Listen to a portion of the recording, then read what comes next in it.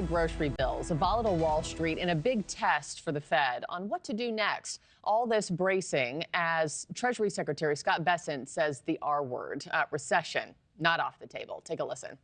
There are no guarantees. I can predict that we are putting in robust policies that will be durable. I had a meeting with small bankers last week, and they are ready to start lending. And I can tell you that Main Street is going to do well. I want to now bring in Peter Dunn. He's the CEO of Your Money Line and the host of Pete the Planner. Pete, good morning to you. Should Scott Bessent's wavering on a recession risk be a concern?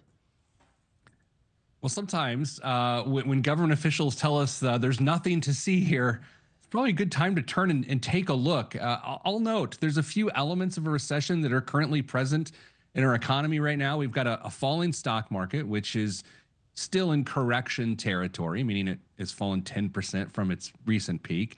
We're starting to see declining business profits are on the horizon. But I'll tell you, Markie, the one thing that we don't have right now, which would make a recession, is 2 quarters of contraction, meaning the economy has shrunk. It has not shrunk yet. So between the tariffs, interest rates, people's grocery bills, the stock market, I mean, how would you describe the state of our economy right now?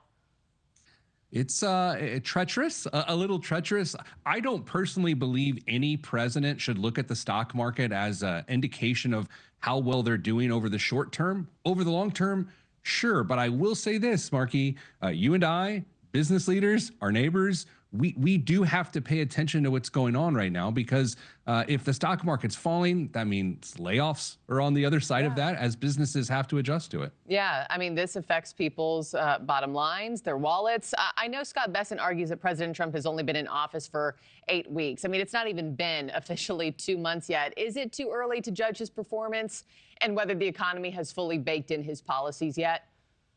I can give you my perspective is that he's swinging a big bat. He's trying to hit home runs. And sometimes when you try to hit home runs, you're going to strike out a little bit. So, yes, it has only been 8 weeks. But, boy, has it been a dynamic 8 weeks. It has been one of the most dynamic 8 weeks ever in terms of an early administration. So that's to say, yeah, what's happening in the economy is kind of at his feet right now. But that being said, it's early.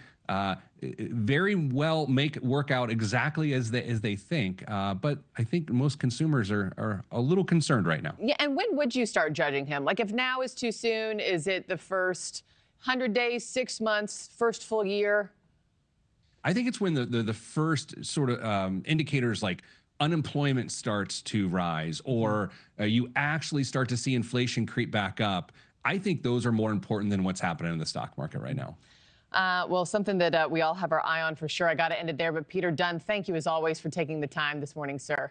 Thanks for watching, everybody. Go to joinnn.com to find NewsNation on your television provider. Also, don't forget to click that red subscribe button below to get more of NewsNation's fact-driven, unbiased coverage.